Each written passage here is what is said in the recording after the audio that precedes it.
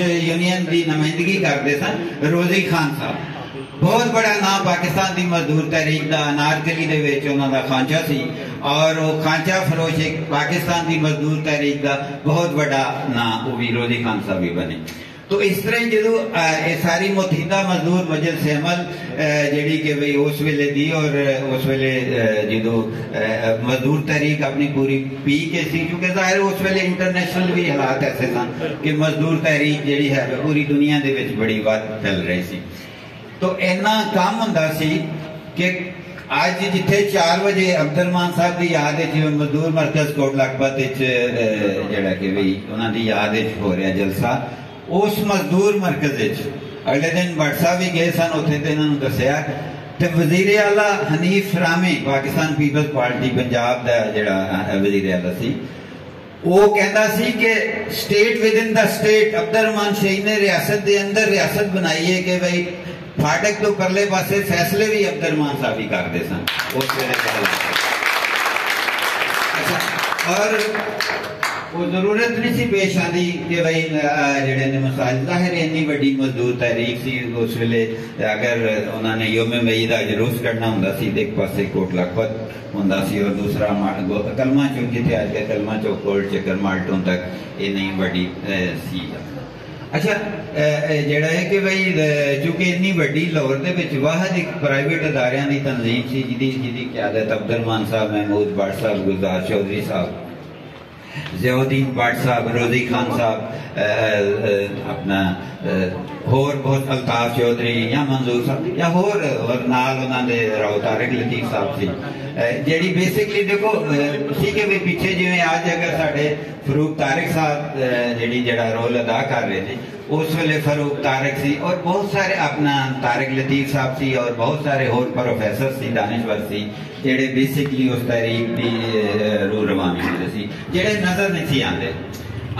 Leadership तो जी है कि भी अब्दुलरहमान शहीद की होंगी सी, गुलजार चौधरी साहब की, ज़ियाउद्दीन भट्ट, महमूद भट्ट,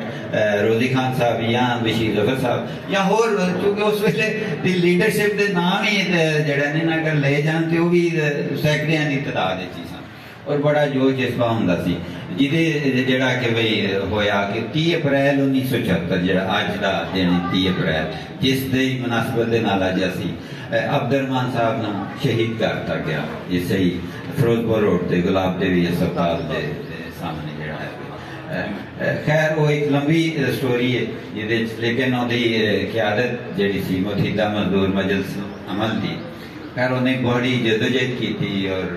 उस सारे मुकदमे नूं भी बहुत अच्छे तरीके नाल चलाया। मैं एक चीज़ होर दसना चाहना कि अब्दुलरहमान साहब पैकेजेस फैक्ट्री के मुलाजम सन और पैकेजेस फैक्ट्री जड़ा कि भी उन्होंने नाल एक कुंदन लाल साहब सी फौत हो गए, बहुत बड़ा नाम सी पाकिस्तान की तारीख दे विच और पूरी सियासी तारीख अगर देखा जाए तो किसी को कोड़े वजे सन तो वो मजदूरों के एक लीडर कुंदन लाल साहब ने वजे सन यहिया खान के दौर 1969 और वो कोड़े जेड़े 5 जालर साहब की एक नज़म ही है जी 5 कोड़े 5 मां। अच्छा वो कोड़े अब्दुलरहमान साहब नो असल बेसिकली जी याया मार्शल ला मारना चाहती थी, लेकिन अब्दुलरहमान साहब तो इन्ना खौफ सी मार्शल ला हुकूमत नो और उन्होंने तय किया कि कोड़े मारने ने। फिर बादल वेख्या कि भाई क्योंकि कुंदन लाल साहब जेडे ने वो नाल क्योंकि दोनों लीडर कोट लखपत जेल सन। अच्छा फिर वो कोड़े 5 कोड़े फिर कुंदन लाल साहब ने मारे। अच्छा और वो जैनमन कोड़े जेडे वजे के कुंदन लाल साहब मैं चूंकि उन्होंने फिर जो इंटरव्यू किया और कुंदन लाल साहब का खबरनामे उन्होंने इंटरव्यू नशर वो शाया किया ते कुंदन लाल साहब नो कोड़े सही जेडे तारीख जिवें कोड़े का खौफ होंदा ना वो कोड़े सही वजे सन 5 कोड़े और उन्होंने जी कमर सी कंठ सी वो जख्म आ गए सन और जी के कुंदन लाल साहब दसते हैं चूंकि बड़े वाकयात सन चूंकि अब्दुलरहमान साहब एक सादा जे सीधे जे सन उन्होंने वो जिन्नी देर मैं एक होर लीडरशिप जी भी है उन्होंने दसना चाहना अगर असी अब्दुलरहमान शहीद का रास्ता जोड़ा है कि वो रास्ता वैसे बड़ा मुश्किलात का रास्ता है, बड़ा कठिन रास्ता है। बड़ा एक खास तर्ज जिंदगी अपनाने का भी रास्ता है मजदूर तहरीक नूं अगे चलाना। मुश्किल रास्ते से चलोगे, लड़ोगे,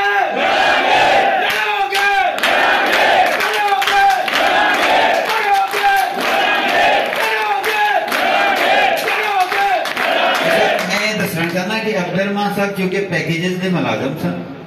पैकेजेस की यूनियन के जनरल सैकटरी भी सन, सदर सन। अच्छा, वो जिन्नी देर फैक्ट्री के अंदर रहते सन उन्नी ही देर की तनख्वाह लेंदे सन और अब्दुर्रहमान साहब नूं कदी पूरी तनख्वाह नहीं थी मिलती। फैक्ट्री दे विच रहिंदे नहीं सी, पूरी मजदूर तहरीक वास्ते काम करते सी और उन्होंने कदी पूरी तनख्वाह नहीं सी मिलती, थोड़ी जी तनख्वाह मिलती सी। और अब्दुर्रहमान साहब का चूंकि आबाई जिहड़ा जिला है वो गुजरात शेखपुर सरैया उन्हां दा पिंड है। अब्दुर्रहमान साहब की लाहौर दे विच इन्नी वड्डी मजदूर तहरीक की क्यादत जिहड़ी है कर रहे हुंदे सन अब्दुर्रहमान साहब, और उन्हां दी घर दा खर्चा उन्हां दी बीवी सब्जी वेच के चलानी हुंदी सी, जिहड़ी साडे वास्ते जिहड़ा है कि भाई वो मसले राह है कि अब्दुर्रहमान साहब इन्ने वड्डे लीडर। और उस वेले लाल साहब ने कहा कि भाई चूंकि उस वेले हजारां दी जिहड़ी है कि गल हुंदी सी ना, हजारां दी तां जिहड़ी है वे रकम हुंदी सी जिहड़ी उन्हां दे कोल फंड हुंदा सी। और अब्दुर्रहमान साहब कदी भी जिहड़ा वो फंड नूं उस तरह इस्तेमाल नहीं सी करदे अपनी जात ते। और एक सूट हुंदा सी,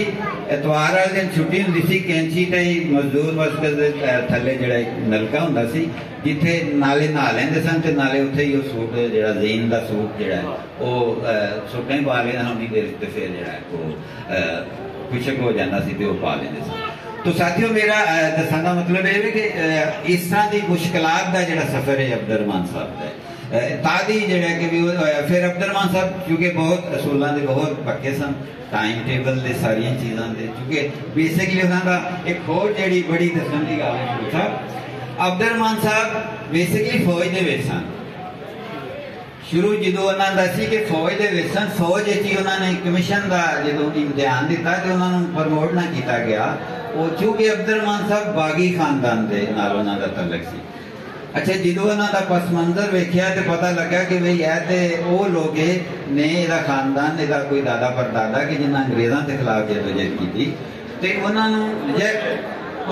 प्रमोट ना किया गया। अच्छा, जो प्रमोट अब्दुर्रहमान साहब चूंकि बड़े जिहड़े ने जज्बाती सन और इनकलाबी भी सन, पैदाइशी तौर पर उन्होंने चूंकि जिंदगी पैदाइशी तौर पर बड़ी मुश्किलात दा सी। अच्छा, उन्होंने जिहड़ा अफसर सी उन्होंने फिर जिहड़ा कि भाई चपेड़ मार दी ना जो उन्हें इनकार किया।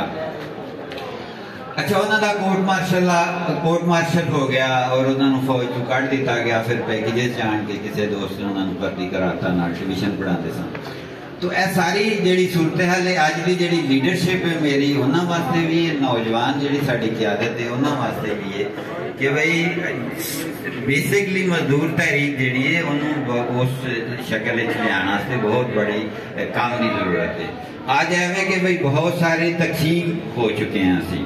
साड़ी जिहड़ी फरूक तारक साहब एक बहुत अच्छी गल है कि डॉक्टर तैमूर रहमान साहब तशरीफ ले आए ने, नियाज खान साहब भी ने,